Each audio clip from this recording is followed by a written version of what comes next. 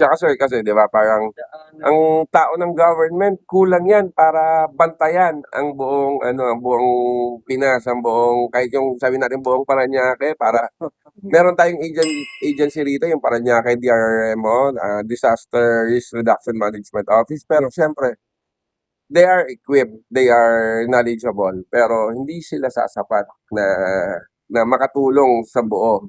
Kaya hinihikayat nila yung mga volunteers like us po. Pasok kami dun sa ginawang council ni Mayor with the Parañaque DRRMO, yung ACDB, which stands for Accredited Community Disaster Volunteers. So, kasali yung group namin doon, meron atang mga 25 groups or mga 27 na ando na sa council na yon na ginawa ni Mayor. And from that, ang mga kasama namin doon, mga volunteer fire brigades, mga group like us. Masaya sir kasi nga parang napapansin kami ng LGU na merong ganito and they are giving us gamit. Oh, Like our okay. spine boards, medkits.